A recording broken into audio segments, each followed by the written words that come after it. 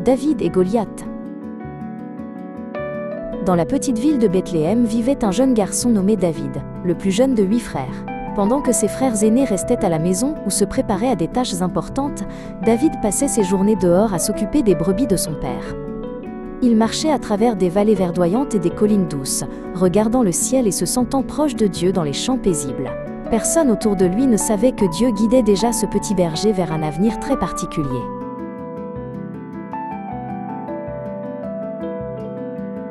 Lorsque David gardait les brebis seuls, le danger arrivait parfois discrètement depuis les collines et les endroits sombres voisins.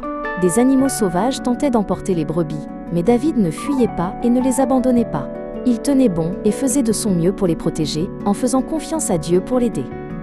À travers ces moments calmes mais difficiles, David apprit à être courageux et à compter sur Dieu.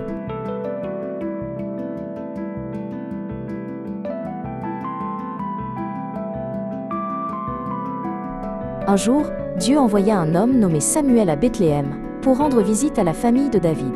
Samuel regarda les frères aînés de David, grands et forts, et pensa que l'un d'eux devait être choisi. Mais Dieu montra doucement à Samuel qu'il ne choisit pas les personnes selon leur apparence extérieure. Dieu choisit le jeune David, montrant qu'il regarde avant tout le cœur.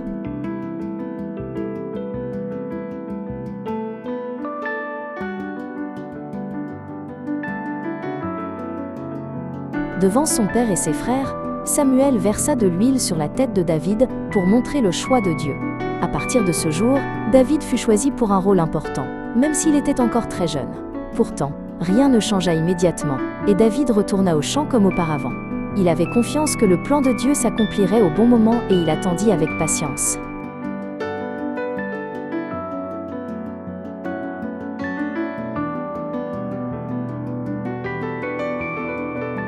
Quelque temps plus tard, un grand combat éclata entre le peuple d'Israël et ses ennemis. Les deux camps se tenaient sur des collines opposées avec une large vallée entre eux. Jour après jour, les soldats se fatiguaient et avaient peur, ne sachant pas quoi faire ensuite. La crainte remplissait le camp, et personne ne voulait faire le premier pas.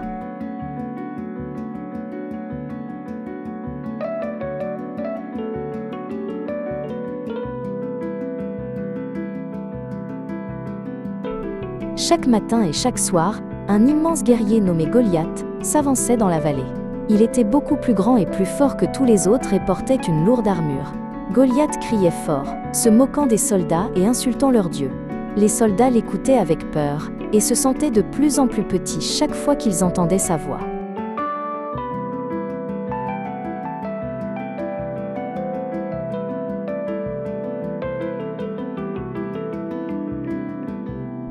À Bethléem, le père de David lui demanda d'apporter de la nourriture à ses frères au camp. David obéit avec joie et se rendit à l'endroit où se trouvaient les soldats. À son arrivée, il entendit de grands cris venant de la vallée en contrebas. David vit les soldats trembler et fut troublé par ce qu'il voyait.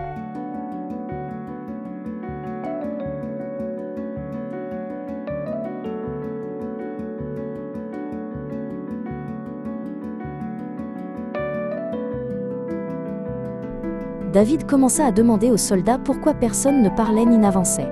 Il ne comprenait pas comment il pouvait rester silencieux pendant que Dieu était insulté. Certains soldats se moquèrent de David et pensèrent qu'il n'était qu'un garçon irréfléchi. Mais David croyait que faire confiance à Dieu était plus important que d'avoir peur.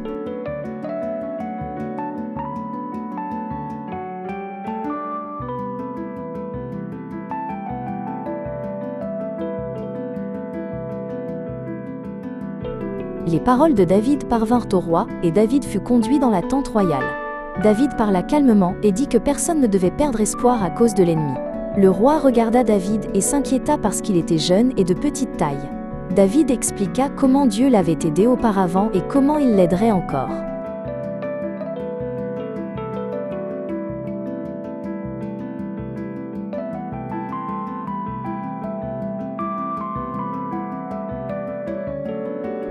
Le roi essaya de protéger David en lui donnant une lourde armure à porter. Mais David pouvait à peine bouger et sentait qu'elle ne lui convenait pas du tout. Il l'enleva donc et choisit à la place de simples pierres dans un ruisseau voisin. David décida de faire entièrement confiance à Dieu, sachant que la victoire ne vient pas de l'armure.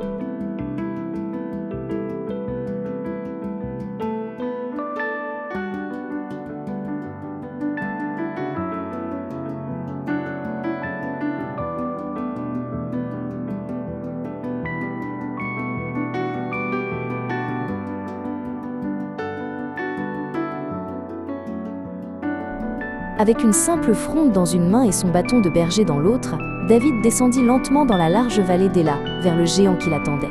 Quand Goliath vit s'approcher un garçon si jeune, sans armure ni épée, il éclata d'un rire moqueur. Il cria des paroles pleines de colère et de terribles menaces, certain que la bataille était déjà gagnée. Mais David ne s'arrêta pas et ne recula pas, car son courage venait de sa confiance en Dieu et non de la peur du géant. Debout fermement dans la vallée, David éleva la voix, afin que les deux armées puissent entendre clairement ses paroles. Il dit que le géant venait avec des armes, mais que lui venait en se confiant dans le nom du Seigneur qui règne sur tout. David déclara avec assurance que Dieu montrerait à tous que la vraie victoire ne vient pas des épées ni de la force. Lorsque ces paroles résonnèrent dans la vallée, les deux armées restèrent silencieuses, émerveillées par la foi de ce jeune berger.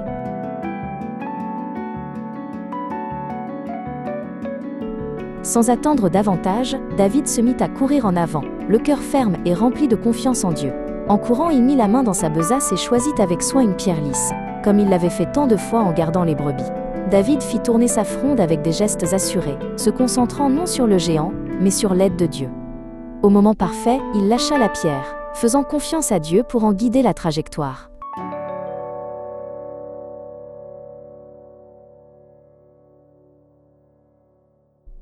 La pierre vola rapidement dans les airs et frappa Goliath de plein fouet au front. Le puissant géant chancela, perdit l'équilibre et tomba face contre terre avec un grand fracas. Pendant un instant, toute la vallée resta silencieuse, chacun regardant avec incrédulité ce qui venait de se passer. Alors le peuple d'Israël comprit que Dieu lui-même leur avait donné la victoire par l'intermédiaire d'un jeune berger.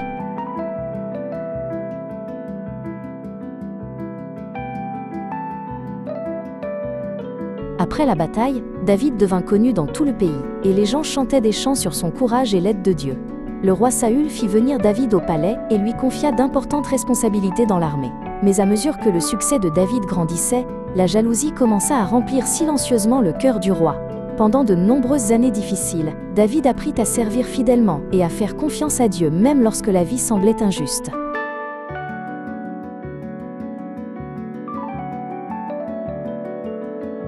Lorsque plus tard le roi Saül mourut au combat, Dieu commença à accomplir la promesse qu'il avait faite à David depuis longtemps.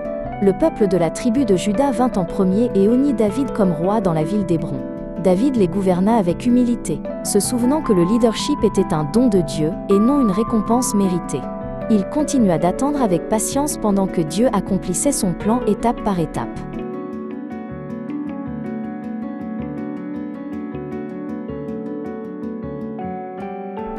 Avec le temps, les chefs de toutes les tribus d'Israël se réunirent pour reconnaître David comme leur roi légitime. Dans la joie et la célébration, ils l'honnirent roi de toute la nation. David établit son trône à Jérusalem, qui devint connu sous le nom de la cité de David. De là, il conduisit le peuple à suivre Dieu ensemble comme une seule nation.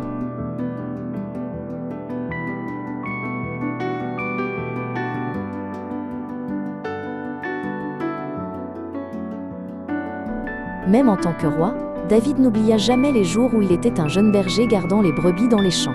Il savait que Dieu était le véritable roi et qu'il n'était qu'un serviteur choisi pour diriger avec soin. David gouverna avec foi et humilité, recherchant toujours la direction de Dieu dans chaque décision. Sa vie montra que la véritable force et la victoire viennent de la confiance dans le Seigneur.